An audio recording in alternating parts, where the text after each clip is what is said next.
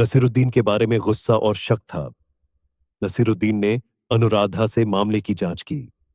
सब कुछ पूरी तरह उलझा हुआ था, जब तक कि नसीरुद्दीन ने एक नाम नहीं बताया, वीणा सिंघानिया। अनुराधा यह सुनकर चौंक गई और हैरान रह गई।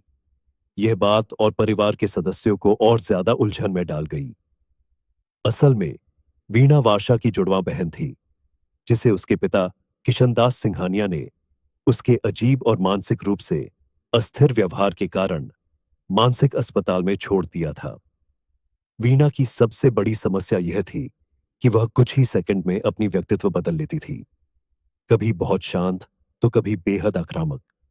यह देखकर उसके माता पिता किशनदास और उसकी मां ने फैसला किया कि वीणा को मानसिक अस्पताल में भर्ती कराना ही बेहतर होगा, ताकि वह अपने भाई बहनों वार्षा और विजय को कोई नुकसान न पहुंचा सके। उसे केवल 6 साल की उम्र में मानसिक अस्पताल में छोड़ दिया गया था। विराज और युवराज अपनी मां की कहानी से उलझन में थे, लेकिन इस नई बात ने उन्हें और बेचैन कर दिया। युवराज ने अनुराधा और विराज से इस बेतुकी कहानी के बारे में शिकायत की, लेकिन उन्होंने बताया कि नसीरुद्दीन को इस क्षेत्र में अनुभव था।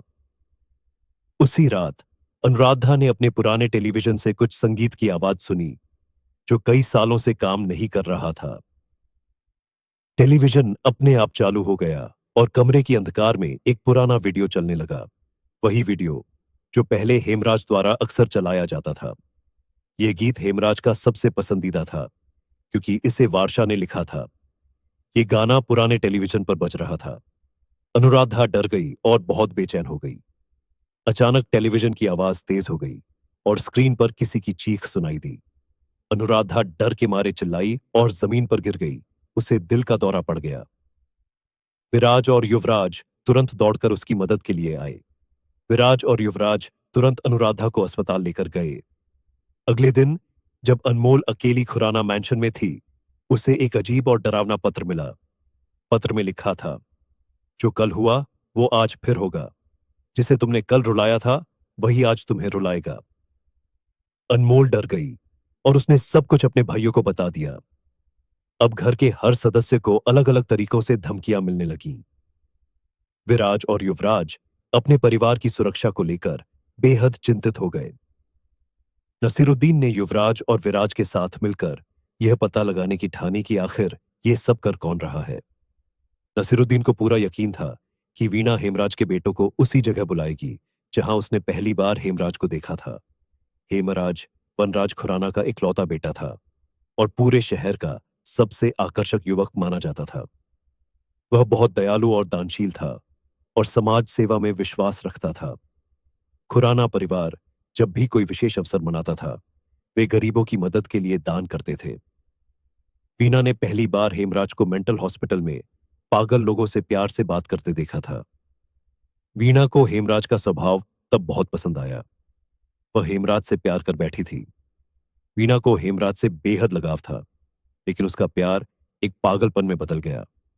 हेमराज वीणा को एक सामान्य लड़की की तरह मानता था, पर वीणा का प्यार जुनून बन चुका था। नसीरुद्दीन को स्थानीय लोगों से पता चला कि जब वीणा और हेमराज की पहली मुलाकात हुई थी, तो वीणा की आंखों में उसके लिए गहरा प्यार झलक रहा था। विराज और युवराज अकेले ही बार में गए ताकि कातिल को ढूंढ सके। जब वे वहां पहुंचे तो अचानक युवराज ने देखा कि डांसर्स के पीछे कोई उन्हें घूर रहा है।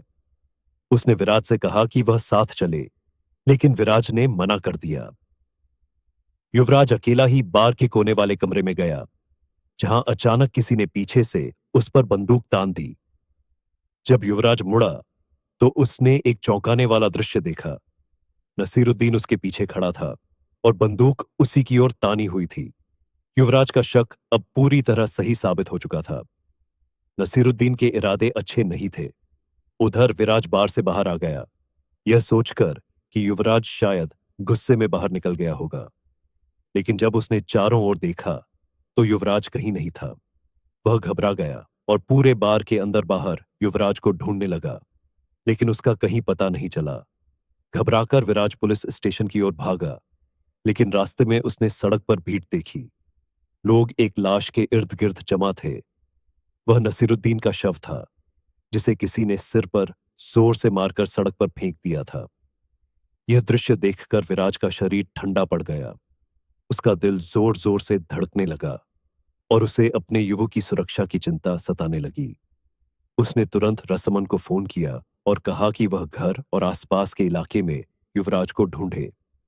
अनुराधा को दिल का दौरा पड़ने के कारण अस्पताल में भर्ती कराया गया था और उनकी हालत काफी नाजुक थी। अनमोल अपनी मां की तबीयत को लेकर पिछले एक हफ्ते से बहुत चिंतित थी।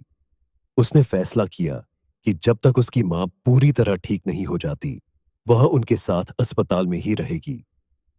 अनमोल ने विराज और युवराज को अपनी मां की स्थिति के बारे में कुछ नहीं बताया, क्योंकि उसे लगा कि वे पहले से ही परिवार की सुरक्षा को लेकर बहुत तनाव में हैं। लेकिन अनमोल को यह नहीं पता था कि अब उसका बड़ा भाई युवराज भी लापता हो गया है और घर के सभी लोग उसकी गुमशुदगी को लेकर बेहद परेशान थे। विराज, नाज़ाकत और रसमन ने युवराज को खोजने का फैसला किया। उन्हें पता था कि अब उन्हें खुद ही युवराज को ढूंढना होगा, क्योंकि पुलिस अब उनकी मदद नहीं कर सकती थी। 2 घंटे बाहर अंदर ढूंढने के बाद एकदम से नज़ाकत को मैंशन के सबसे ऊपर वाले कमरे से कोई आवाज सुनाई दी। वह तीनों ऊपर वाले कमरे में भाग कर गए। वह इस कमरे को खोज चुके थे, पर एकदम से इस कमरे में लगी हेमराज और वर्षा की तस्वीर नीचे गिरी और उन्हें एक गुप्त कमरा दिखा, जिसके अंदर जाते ही उन्होंने देखा कि युवराज हाथ और पैर से बंधा हुआ था और मदद के लिए पुकार रहा था। तभी एक औरत, जिसके पूरे बाल सफेद थे और खिड़की के पास खड़ी थी, जोर से हंसने लगी।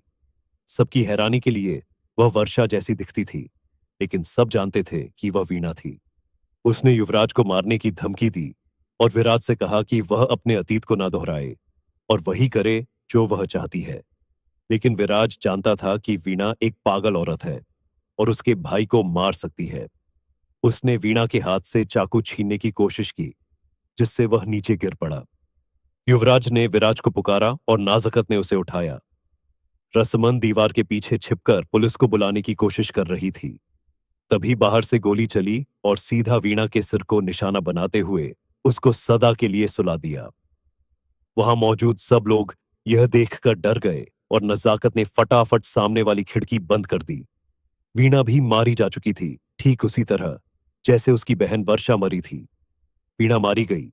उसने अपने आखिरी शब्द कहे, अभी तो कहानी की शुरुआत हुई है, और जमीन पर गिरकर मर गई। युवराज ने वीणा को अपने सामने मृत देखा तो वह कांपने लगा और सदमे में आ गया। विराज ने युवराज के हाथ और पैर खोले और उसे कसकर गले लगाया ताकि वह खुद को संभाल सके। उसने अपनी आंखें बंद कर ली ताकि उसका बचपन का आघात, ट्रॉमा शुरू न हो जाए। दोनों, विराज और युवराज, इस घटना से बेहद स्तब्ध थे। उन्हें नहीं पता था कि वीणा कौन थी और अब आगे क्या होगा।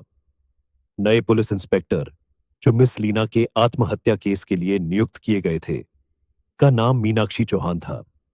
वह एक मेंटल हॉस्पिटल में रहने वाली औरत की बेटी थी, जिसे सरस्वती महिला अनाथालय में पाला गया था। उसका असली नाम किसी को नहीं पता था। मीनाक्षी ने खुराना परिवार के बारे में हर छोटी बड़ी जानकारी इकट्ठी की और परिवार से जुड़ी हर जगह का दौरा किया।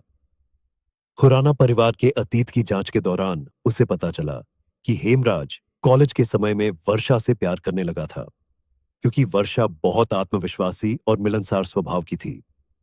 उसके कॉलेज में बहुत से दोस्त थे और उसने कई लड़कों को डेट किया था, लेकिन हेमराज को वह कभी खास नहीं मानती थी। उनकी शादी वर्षा के पिता ने जबरन तय की थी। वर्षा इस विवाह से बिल्कुल खुश नहीं थी, फिर भी किसी तरह दोनों के एक बेटा हुआ, विराज। विराज के जन्म के बाद कई बार उनके बीच समस्याएं हुईं, लेकिन अचानक वे दोनों फिर से गहरे प्यार में पड़ गए और 2 साल बाद उनका बेटा युवराज पैदा हुआ।